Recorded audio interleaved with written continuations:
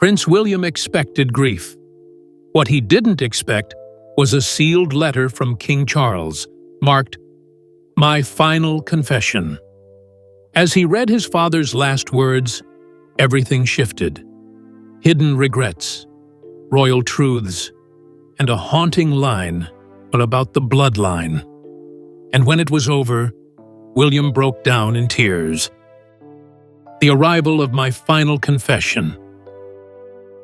It arrived with no warning, a plain, cream-colored envelope sealed with royal wax, no markings, no preface. Hand-delivered in silence after midnight, it bypassed protocol entirely. The aide who brought it in didn't speak. He simply nodded and left the room. Prince William sat staring at it for minutes, his hand frozen. Something about the envelope felt wrong, too quiet, too final. He finally broke the seal. The handwriting was unmistakable. King Charles III, though shakier than usual, as if written through pain. But the words on the page felt foreign. Regret clung to every sentence. "William, you must understand. I had no choice." That was the first line, and it shattered everything. There was no palace memo, no warning from the family. Just this, a letter titled, "My Final Confession," written by a man who had carried the monarchy, the weight of scandal, and the guilt of personal choices. William read it once. Then again, each word landed heavier than the last. The tone was different from anything Charles had ever said to him. This wasn't cold or calculated. It was exhausted, broken, filled with a kind of sorrow that suggested more than just a man nearing his end. It was the sound of a legacy trying to come clean. William didn't cry at first. He was too still. But when he got to the halfway mark, when Charles confessed something deeper, something personal, his hands trembled. Aides later said they noticed his silence and entered the room. William handed them the letter, eyes red, jaw clenched. "Keep it safe," he whispered. But they knew. Whatever was in that envelope had already changed him. No one spoke for hours. The palace fell into a hush. Phones were turned off. Plans were paused. Charles was still alive, but his words were already rewriting the monarchy from inside out. The letter was more than a final note. It was a reckoning. And that first line, "I had no choice," would become the seed of a storm the crown wasn't ready for. The confession of buried choices. The pages that followed weren't royal. They were human. King Charles confessed what no monarch ever had: personal decisions made not out of cruelty, but out of fear, out of survival. And at the center of it all, the conflict between love, duty, and the institution he was born to uphold. He admitted that his path was never fully his own, that marrying Diana had been an arrangement, the right move for the crown, not for the heart. That even his later choices, including Camilla, were made not just out of passion, but out of palace necessity.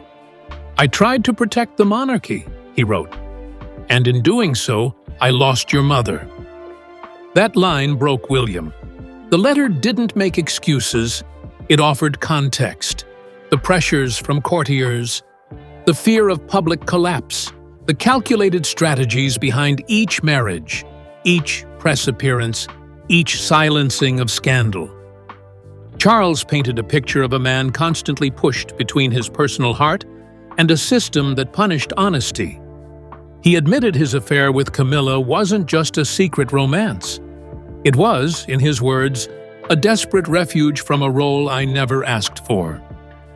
A place to breathe in a life where every room was watched. He didn't absolve himself. He didn't beg for forgiveness. He simply wanted William to understand that his choices were not made as a father, but as a monarch trying to survive a system too old to bend. The emotional weight hit like stone.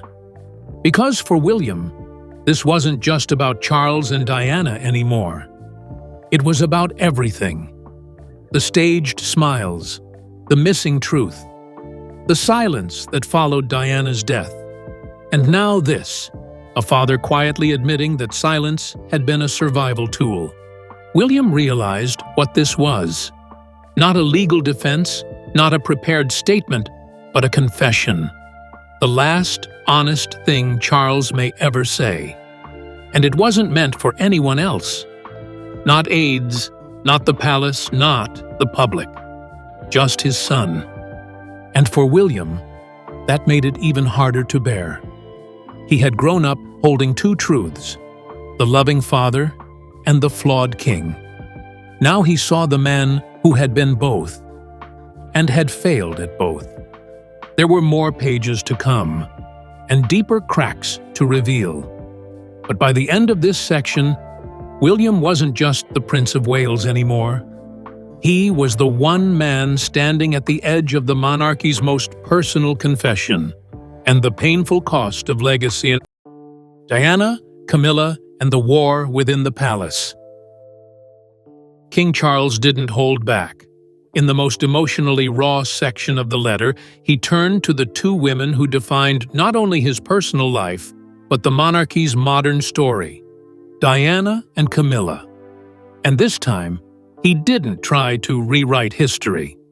He admitted it was a war, a cold, daily war inside palace walls. He described the early days of his marriage to Diana as hopeful but fractured. From the start, they were strangers in the same story, placed together by duty, expected to perform love under pressure. The letter revealed just how fast that illusion broke. Charles wrote of staged public appearances where they smiled for cameras after screaming at each other behind doors. How Diana's growing popularity quickly became a threat, not to him personally, but to the fragile balance inside the firm. The world fell in love with her. The palace didn't. They feared her, he wrote. He admitted he sought comfort where he could find it, and that was Camilla. Not as a grand plan to destroy Diana, but as the one person who still saw him as a man, not a crown. He explained their bond not with romance, but survival, that Camilla became his escape, a space of control in a life where everything else was managed for him. But then came the sentence William wasn't ready for. Marrying Camilla was not just for love, it was to calm the storm. Charles laid it bare. His second marriage wasn't just personal. It was a calculated move to stabilize the monarchy after the years of scandal, loss, and collapse. Camilla was made queen not just because she stayed by his side, but because the institution believed she could hold it all together. He wrote that Diana's downfall wasn't just about love or betrayal. It was about an institution that chose image over healing, control over truth. "We weren't enemies, your mother and I," he wrote. "We were both casualties of something much bigger." He spoke of moments with Diana after the divorce, private conversations where they tried to forgive each other but couldn't find the words. He admitted that by the end, they had both stopped pretending, not just in public, but in their own hearts. That section of the letter ended with no closure, just a line that said, "I failed her. But I failed myself too." William folded that page and didn't speak for a long time. Because, for the first time in his life, his father told the story without hiding behind a palace wall. But what came next would rattle him even deeper. One sentence buried between lines. One phrase that would change everything he thought he knew about himself. The cryptic line, "Bloodline," was never simple. It was easy to miss at first. The line wasn't underlined. It wasn't framed in explanation. It sat in the middle of a paragraph about legacy, about royal lineage, and the pressure of continuity. But once William saw it, He couldn't unsee it. The bloodline was never in question, but it was never simple either. That sentence stopped him cold. It didn't sound like a metaphor. It sounded like a warning, a thread intentionally left loose, meant to be pulled. William reread the passage 10 times. What did Charles mean? Was it about himself? About William? About someone else entirely? Palace aides were discreetly shown the line. None could agree. Some believed it referenced the complex lineage of Camilla's entry into the family. Others saw it as a subtle admission, possibly about Diana, possibly about William's own birth or Harry's. Suddenly, long-dormant rumors resurfaced. Whispers of disputed paternity, past affairs, and buried truths that the public had never been allowed to fully question. But there was something else. A tone shift in the surrounding paragraphs. Charles wrote about errors covered up to protect the monarchy. Things he regretted not correcting in time. There were vague references to decisions made above my rank, despite him being king. A suggestion that some truths had been decided long before he ever reached the throne. The sentence didn't exist in isolation. It came surrounded by reflections on inheritance, deception, and the cost of clarity. William began cross-referencing other documents, family records, old letters from the Queen, even medical paperwork that had once been inaccessible to him. And there were gaps, small ones, but they were there. Charles never directly explained the phrase, but he didn't erase it either. He left it there, planted like a riddle William was meant to solve. And now, palace walls were whispering. Advisors noticed the tension. Charles was still alive, but his relationship with William grew more strained by the day. Not from anger, but from fear. Because the truth behind that line, if fully known, could fracture the crown at its roots.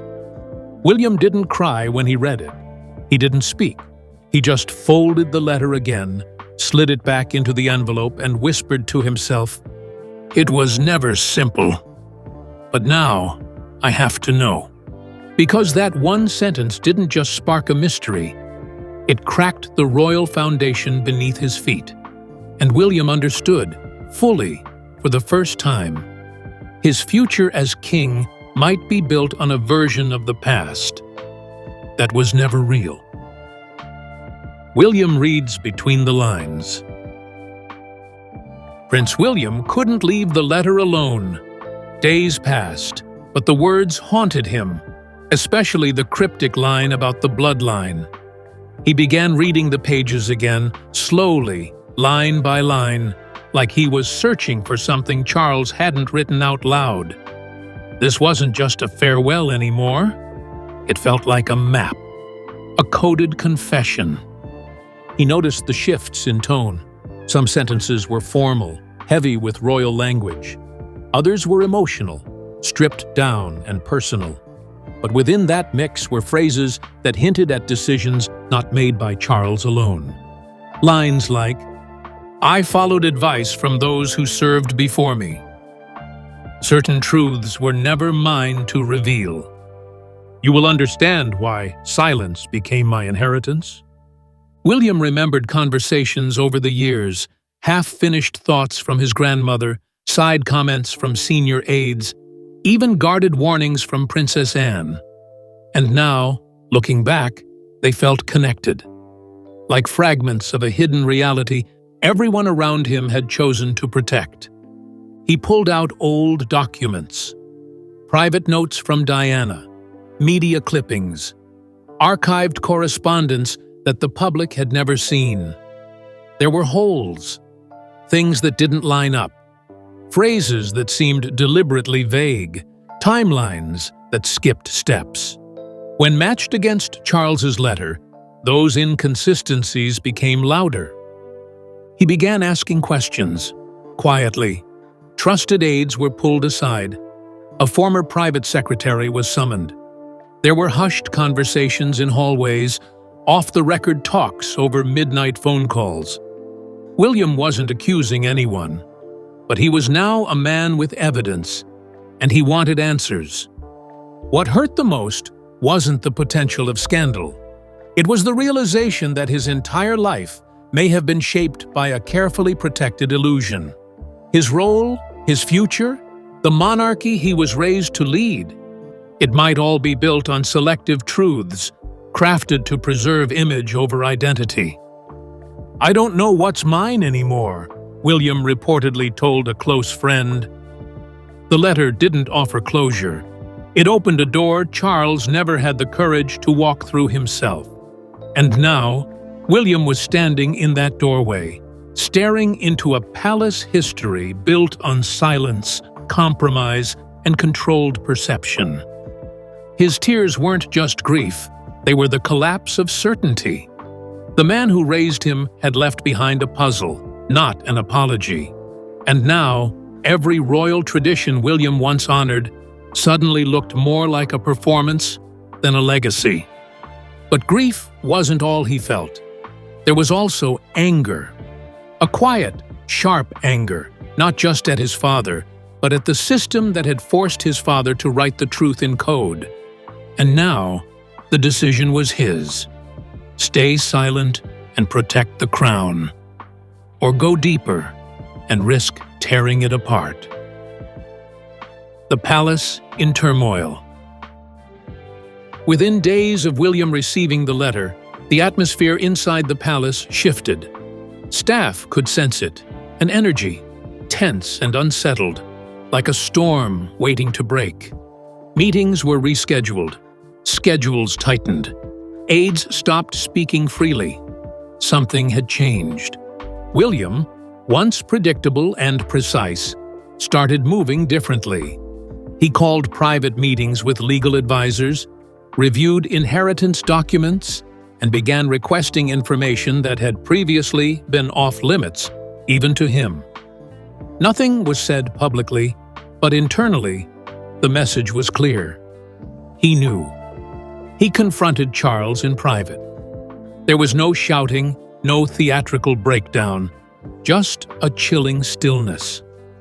Witnesses said Charles looked tired, like a man who knew this moment would come. He didn't deny anything. He simply told William, "I did what I could.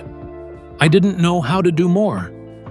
That meeting changed everything, not because of what was said, but because of what wasn't. The distance between father and son had never been wider. And it wasn't about anger. It was about legacy. William now saw the throne differently, not as a destiny, but as a burden passed down with secrets embedded inside it. Behind the scenes, panic crept in. Palace staff scrambled to contain leaks. The letter, now locked in a secure archive, was copied. But who had access to it became a point of quiet contention. Senior aides debated whether parts of it would eventually be leaked. The fear wasn't about lies. It was about truths being exposed too soon. Long-standing alliances inside the firm began to fracture. Certain courtiers aligned with William. Others remained fiercely loyal to Charles. The division wasn't spoken aloud, but it showed in everything. Who attended meetings, who controlled communications, who had the king's ear. Even Camilla sensed the shift.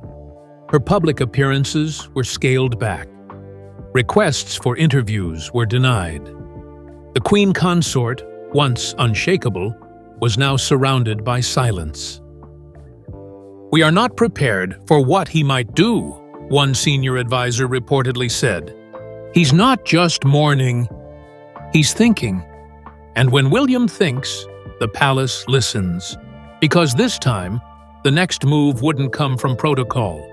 It would come from a son holding the final words of a father, and realizing those words might bring the entire monarchy to a crossroad it's never faced before. The crown was still intact, but inside the gates, nothing felt stable anymore. The public unveiled and media crises. The letter was never meant to be public, but secrets like this never stay buried. Within a week of William receiving it, whispers began to leak from inside the palace. A line here, a phrase there. Then a single headline set it off. Charles's final confession. William in tears over shocking truth. The tabloids pounced. Words like illegitimacy, secret heirs, bloodline doubt hit the front pages. They didn't have the full letter, but they didn't need it. Just enough pieces had escaped to feed a media frenzy the palace couldn't contain. By the end of the week, The Guardian ran a double-page spread titled, "The Last Words of a King. What was Charles hiding from his son?" Social media turned the story into wildfire. Hashtags like Charles Letter, Windsor Confession, and William Knows trended globally. TikToks and YouTube videos speculated over every sentence, every pause, every family photo from the past 30 years. The public wasn't just curious, they were demanding the truth. Polls shifted overnight. Approval ratings for Charles and Camilla plummeted, while William's soared. But he wasn't celebrating. He remained silent. That silence only intensified the drama. If the letter wasn't explosive, why hadn't the palace denied it? If there was no scandal, why was the monarchy scrambling to patch the cracks? The monarchy's press office issued vague statements. "We do not comment on private correspondence." But that only made things worse. News anchors began comparing it to other royal crises.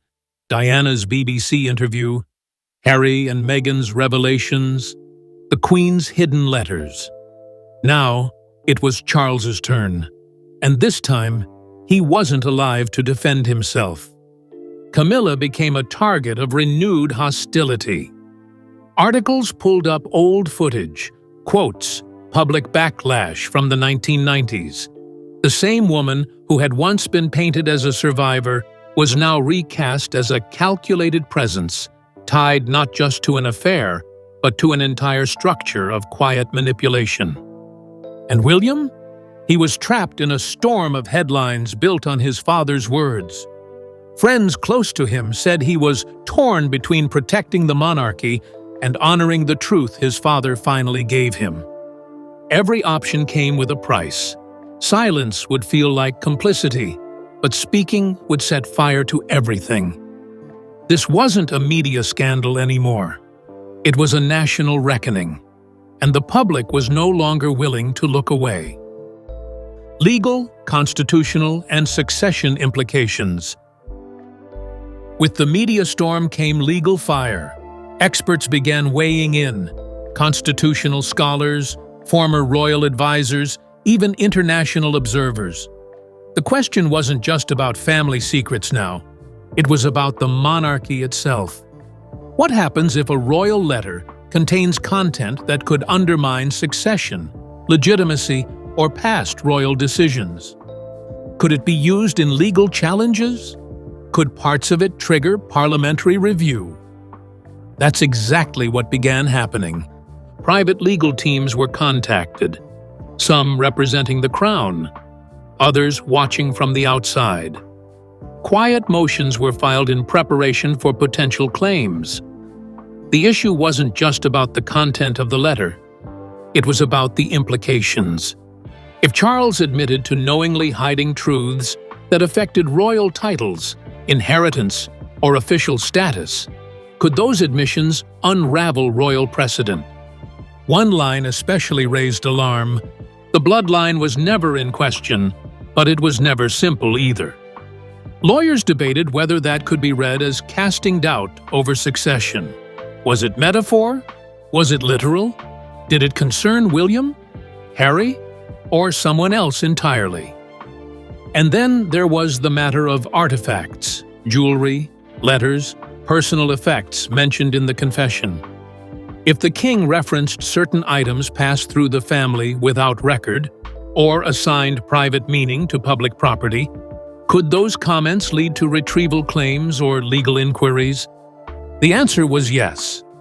One parliamentary source anonymously revealed there had been early discussions about limited disclosure of the letter under constitutional review. That alone was unprecedented. For centuries, royal correspondence had been sealed, protected by law. Now, the dam had cracked. Royal aides pushed back hard. They argued that the crown's legal inviolability must be preserved, that no sovereign's private writings should be used to challenge the system they inherited. But it wasn't working. The more they resisted, the more intense the public interest became. The monarchy has long survived in the shadows, a senior historian said on BBC News. But Charles may have written something that forces it into the light. And in the center of it all was William, the heir with the letter that could reset everything. Would he release it? Would he redact it? Would he ignore it? One thing was now certain. Whatever decision he made would not just shape the monarchy's image. It would shape its legal foundation for generations to come. Catherine, Anne, and the ghost of the Queen's intent. As the palace scrambled to contain the fallout from Charles's letter, two women, long considered steady but silent, suddenly became central to everything: Catherine, Princess of Wales, and Princess Anne. Neither had spoken publicly. Neither needed to. But both, it turned out, had been prepared. Behind closed doors, Catherine had already read parts of the letter. Sources close to William said he showed her the pages within hours of opening them. Her reaction was calm, deliberate. She didn't break down. She asked questions.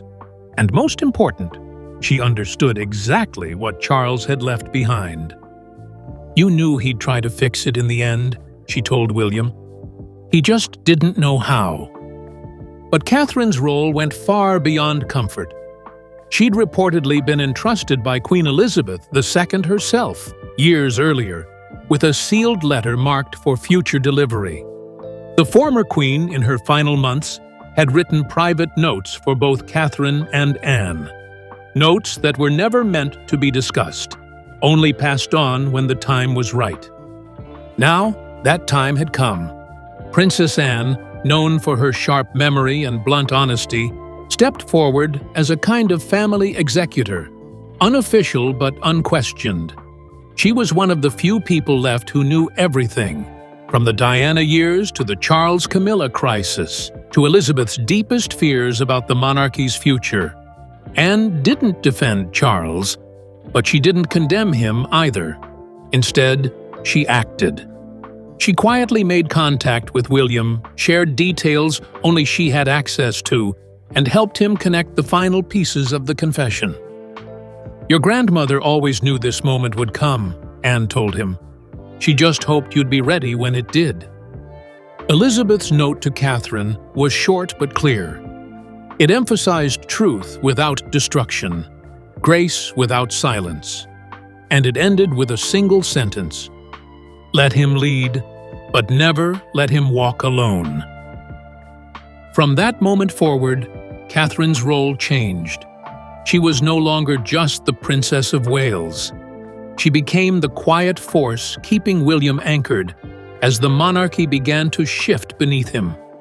Together, she and Anne helped organize what came next: private meetings, constitutional briefings, family gatherings. They weren't behind the scenes anymore. They were holding the threads of the crown together, even as its image began to fray. And through them, Queen Elizabeth's invisible hand was still guiding the future. William's choice and the crown's new path. Everything now rested on Prince William. He had read the letter, he had uncovered the truth. And now he had a decision to make, one no royal before him had faced so openly: protect the myth or reveal the reality. He had three choices: bury the letter, spin it, or release it, completely unedited. "I can't carry both the crown and the lies," he told Catherine. "One of them has to go." So he chose the truth. This wasn't about a press release. It was a full reset. William envisioned a monarchy that didn't just survive, but finally told the truth. That meant re-evaluating Camilla's role, the crown's accountability, and who it really serves. Advisors pushed back. Plans were drawn to reinterpret the letter, but William refused. "The era of illusion is over," he said. "We will not inherit a throne built on secrets." Camilla quietly stepped back. Catherine stepped forward, not just as a royal wife, but as the monarchy's new center of gravity. Anne became the gatekeeper of the past. The institution didn't collapse, but it changed, because it had no other choice. In his tears, William didn't just mourn his father. He inherited the reckoning Charles never finished. And the monarchy's next chapter isn't being written by kings alone. It's being written by the one who dared to face the truth and still chose to wear the crown. King Charles's final letter didn't just say goodbye. It exposed the silence behind the crown. For William, those pages redefined duty, loyalty, and legacy. Now, with the truth in his hands and the world watching, he stands at a crossroads. Because the future of the monarchy begins with the son who cried.